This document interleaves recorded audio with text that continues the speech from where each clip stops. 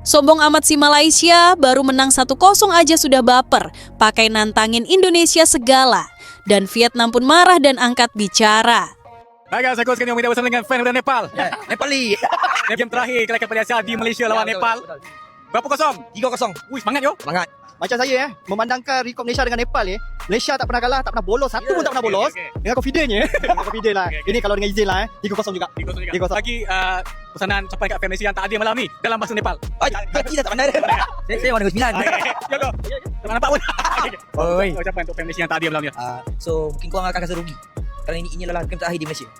So, Kemenangan tipis 1-0 Malaysia atas Nepal. Ya, Nepal, tim yang ranking FIFA-nya sering dijadikan punchline oleh admin meme sepak bola. Tiba-tiba meledakkan euforia di media sosial negeri jiran rasanya. Seperti mereka baru saja menumbangkan Jepang di Saitama atau memporak-porandakan Iran di Teheran. Padahal faktanya, mereka cuma menang dari tim yang kadang disamakan dengan tim futsal kampus oleh warganet iseng. Tapi entah kenapa, malam itu lini masa Malaysia disulap menjadi karnaval besar dengan lampu warna-warni, musik keras, dan konfeti digital. Beterbangan. Lucunya, kemenangan tipis yang bahkan tak mampu membuat jantung berdetak lebih cepat.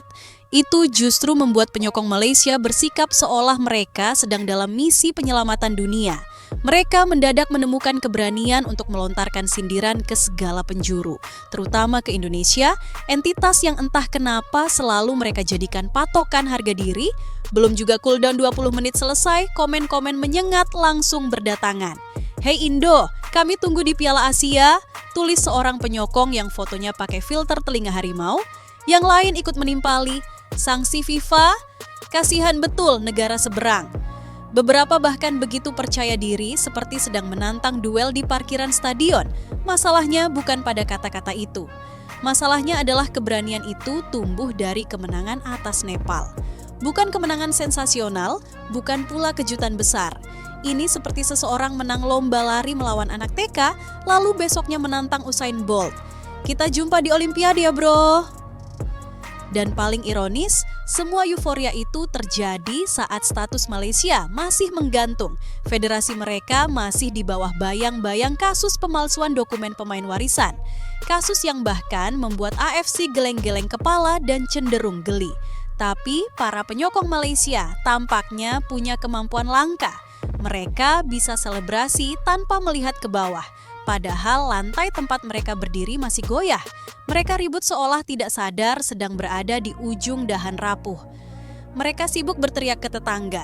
Tanpa sadar ada petugas kebun di belakang mereka yang siap menebang pohon itu kapan saja. Sementara itu, negara yang paling mereka sindir, Indonesia, sudah lolos ke Piala Asia sejak lama. Bukan lewat pintu belakang, bukan karena keberuntungan, tapi lewat jalur kehormatan. Kualifikasi Piala Dunia Ronde 3. Ini jalur yang tidak bisa dipakai oleh tim asal ASEAN lain kecuali Vietnam di era Park Hang-seo. Jalur yang penuh keringat, darah, serta tekad menghadapi tim-tim Asia kelas berat. Indonesia sudah duduk manis di kursi VIP sambil ngopi, nonton highlight, dan menunggu siapa saja yang akan menemani mereka di Piala Asia. Sementara itu Malaysia masih berdiri di luar gerbang, terengah-engah sambil memegang map berisi dokumen identitas para pemain yang kadang dipertanyakan. Ketika penyokong Malaysia berkata, "Kami tunggu Indonesia," yang terdengar bukan tantangan, tapi kecemasan. Mereka berusaha keras menarik perhatian negara yang sudah berada satu level di atas mereka, seperti anak kecil berteriak pada remaja SMA yang sedang sibuk memikirkan ujian akhir, "Bang, kita lawan main yuk." Tapi abang SMA-nya bahkan tidak menoleh. Dan di tengah kebisingan itu, di tengah euforia kosong dan keberanian palsu, ada satu negara yang tetap tenang, Vietnam. Vietnam tidak ikut-ikutan berdansa di media sosial. Mereka tidak menertawakan Malaysia secara frontal. Tidak ada komentar sinis dari pemain atau federasi mereka, tidak ada admin media sosial yang memposting meme sarkas. Vietnam tidak berbicara banyak, namun diam mereka berbobot. Diam yang berkelas. Diam yang menunjukkan bahwa mereka paham permainan ini lebih dari siapapun. Mereka memimpin, tapi posisinya belum stabil. Kami tidak mengejar poin, kami mengejar performa. Kalimat itu seperti diselimuti sutra halus, tapi ujungnya tajam seperti pisau yang baru diasah kritik yang dibungkus elegan. Sebuah tamparan yang tidak menggunakan tangan, tetapi menggunakan logika. Vietnam tidak perlu teriak karena mereka tahu 6 poin adalah jarak yang bisa dilompati kapan saja. Mereka pernah mengalami lebih berat dari itu. Mereka pernah berada di posisi lebih terhimpit, lebih terdesak, tapi mereka selalu melawan dengan kepala dingin dan mental baja, bukan dengan komentar di media sosial Vietnam, tahu bahwa poin hanyalah angka sementara. Yang penting adalah fondasi tim, manajemen federasi, pelatih yang kompeten, dan rencana panjang. Di situ Malaysia masih kedodoran. Ironis memang, Malaysia memimpin klasemen dengan 15 poin. Di belakang mereka, Vietnam ada dengan 9 poin, 6 poin yang sebenarnya tidak besar, kecuali bagi mereka yang tidak terbiasa memimpin. Malaysia heboh, seperti mendapat warisan triliunan, padahal baru dapat uang transport. Tapi, sebagian penyokong mereka langsung melakukan apa? Membentak Indonesia, menyenggol Vietnam, menepuk dada sekeras-kerasnya, berlagak seperti tetua ASEAN. Padahal, sekali lagi, status mereka belum aman. AFC belum mengetuk palu. AFC belum mengeluarkan putusan final. AFC masih memeriksa sejumlah dokumen yang entah kenapa selalu punya aroma aneh jika berasal dari Malaysia. Dan sampai palu itu jatuh, Malaysia hanyalah tamu yang duduk di lorong, bukan peserta yang sudah diberi gelang akses. Lucunya lagi, penyokong Malaysia berkata, Vietnam tertinggal jauh, kami king of the group. Padahal Vietnam dengan wajah datar hanya menjawab dalam hati, kalian berisik betul untuk orang yang statusnya belum tentu lolos. Kalau mau jujur, ada satu fenomena psikologis yang terjadi pada Malaysia saat ini. Mereka berisik karena mereka takut. Mereka sok kuat karena mereka tahu posisi mereka lemah. Mereka menyerang Indonesia karena Indonesia tidak pernah memandang mereka sebagai ancaman. Seperti orang yang baru dapat surat panggilan polisi, tapi tetap pamer motor baru di Instagram. Dan inilah ironi paling besar dalam skandal ini. Malaysia ingin terlihat kuat di depan ASEAN, tapi kenyataannya mereka sedang diperiksa karena tuduhan paling memalukan dalam sepak bola, pemalsuan identitas pemain. Tidak ada yang lebih rendah dibanding itu. Tidak ada yang lebih memalukan. Tidak ada yang lebih menghancurkan reputasi. Dan Vietnam tahu itu. Mereka melihat Malaysia berusaha menutup lubang di dinding yang retak dengan wallpaper mewah. Mereka melihat Malaysia mencoba terlihat seolah semuanya baik-baik saja. Namun mereka juga tahu Malaysia sedang menunda ketakutan terbesar mereka bahwa AFC bisa saja mendiskualifikasi mereka dalam satu kedipan mata. Bayangkan ini, jika AFC akhirnya mengetuk palu dan mengatakan Federasi Malaysia melanggar aturan, sanksi diberlakukan. Apa yang terjadi dengan semua selebrasi mereka? Semua ejekan mereka?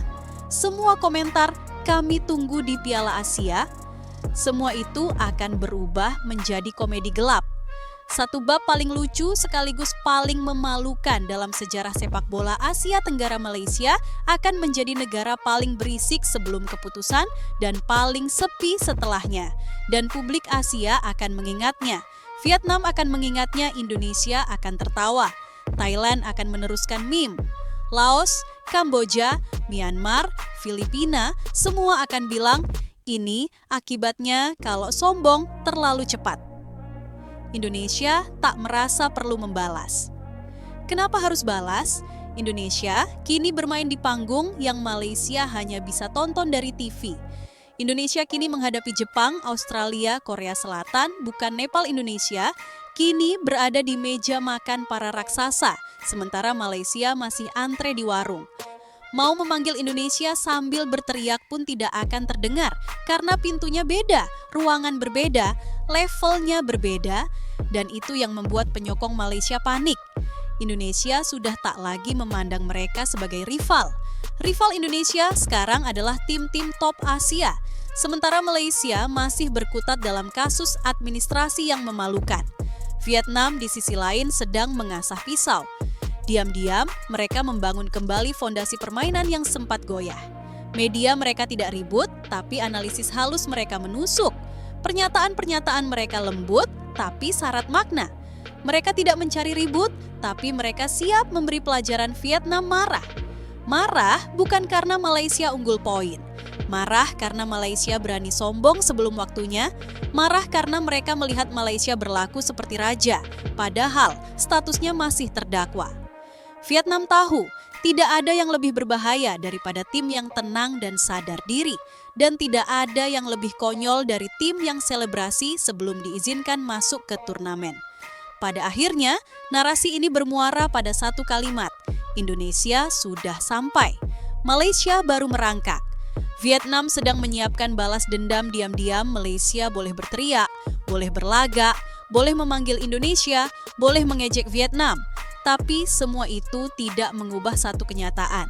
Mereka masih hidup dalam bayang-bayang sanksi AFC dan kepastian lolos itu belum mereka genggam. Dan sampai AFC mengetuk palu, mereka hanyalah suara-suara dari luar stadion. Keras, bising, tapi tetap saja berasal dari mereka yang belum tentu mendapatkan tiket masuk. Jika pintu itu tertutup tepat di depan wajah mereka, seluruh Asia akan bilang, kami sudah menduga.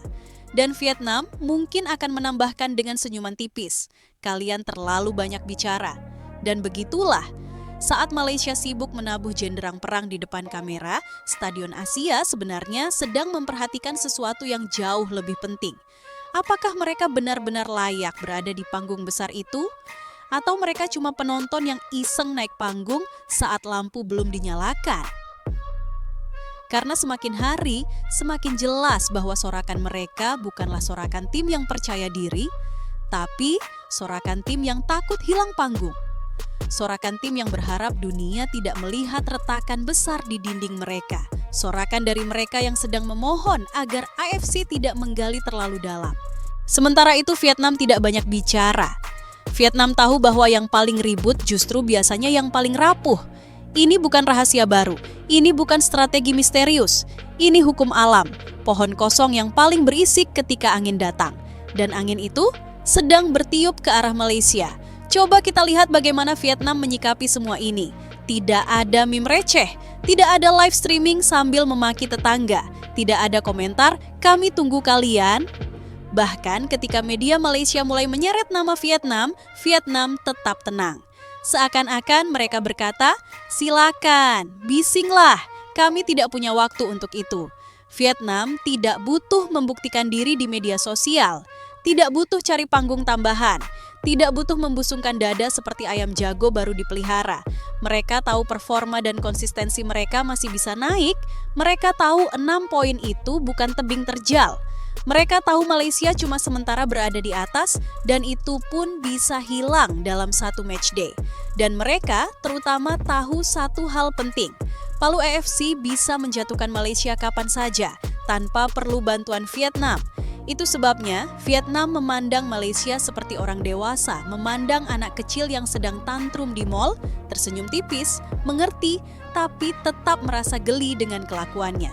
Mari kita jujur sekarang, apakah Malaysia betul-betul percaya diri dengan kemenangan atas Nepal? Atau apakah mereka cuma menyembunyikan kecemasan dengan teriakan? Karena selebrasi mereka tidak terlihat seperti kebanggaan. Selebrasi mereka terlihat seperti usaha menutupi sesuatu. Mirip orang yang habis kena tilang, tapi cerita ke teman-temannya, gue sengaja kok kasih uang ke polisi, ngasih rejeki buat mereka. Padahal faktanya, dia sedang malu. Begitu juga Malaysia. Semua teriakan itu semata-mata untuk menutupi rasa takut terhadap apa yang akan diputuskan AFC dan dunia melihat itu. Indonesia melihat, Vietnam melihat, AFC apalagi mereka pasti sedang menonton dengan alis terangkat. Sekarang kita harus bicara soal hal yang paling membuat Malaysia tidak nyaman. Indonesia tidak peduli provokasi, tidak peduli ejekan, tidak peduli tantangan, tidak peduli sindiran-sindiran kecil yang dilempar setiap kali mereka merasa ingin dianggap Indonesia bergerak di jalur yang berbeda. Jalur yang penuh raksasa dan tekanan. Jalur yang hanya ditempuh oleh tim-tim besar. Malaysia mengira mereka sedang mengejar Indonesia, padahal Indonesia sudah naik kereta cepat dan Malaysia masih menunggu bus yang belum tentu datang karena supirnya dipanggil untuk pemeriksaan dokumen.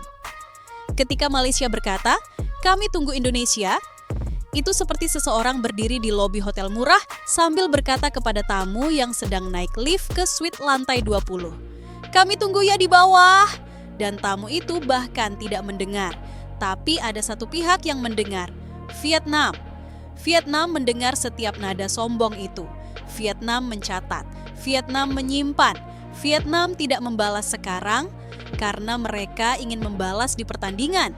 Dan doa paling buruk, Malaysia adalah menghadapi Vietnam ketika palu AFC sudah diketuk, ketika tekanan mental makin besar, ketika sorakan berubah menjadi beban. Vietnam itu bukan rival yang suka heboh. Vietnam itu rival yang menikam dari dalam senyum. Dan jika pada akhirnya Malaysia tetap lolos tanpa sanksi besar, Vietnam adalah negara yang paling siap menagih harga dari mulut Malaysia yang sempat terlalu lancang. Di titik itu, pertandingan antara keduanya tidak lagi soal poin, bukan soal tiket, bukan soal klasemen. Pertandingan itu akan menjadi pertarungan harga diri. Vietnam akan bermain bukan untuk menang, tapi untuk membungkam, untuk mempermalukan, untuk memperlihatkan siapa yang benar-benar layak bicara dan siapa yang cuma pandai ribut. Kalau kamu perhatikan, fenomena Malaysia ini seperti seseorang yang baru beli sepatu baru, tapi belum bayar cicilan. Dia pamer kemana-mana, padahal tagihan bisa datang kapan saja. Itulah Malaysia saat ini. Mereka bangga, tapi bangga yang dipaksa. Bangga yang dibangun dari kemenangan kecil, bangga yang tidak berdiri di atas pondasi. Bangga yang tidak disertai kesiapan mental. Vietnam melihat itu dan mereka geli. Bukan benci, geli. Karena tidak ada yang lebih lucu dalam sepak bola selain melihat tim yang belum tentu lolos sudah ingin berlagak seperti penguasa grup. Dan jangan lupa, Asia Tenggara sedang memperhatikan. Semua negara sedang menunggu apa yang terjadi dengan Malaysia. Jika AFC menjatuhkan sanksi, itu akan menjadi bahan pelajaran bagi federasi lain. Jangan bermain-main dengan dokumen, jangan mempermainkan integritas kompetisi, jangan kira bisa lolos dari pengawasan. Dan Malaysia akan dikenang bukan sebagai korban, tapi sebagai contoh buruk. Contoh yang dijadikan materi seminar, apa yang jangan kamu lakukan jika ingin tetap berada di panggung Asia. Bagaimana menurut kalian, apakah Malaysia pantas tampil di ASEAN? Tulis komentar Anda. Terima kasih, bravo Timnas Garuda.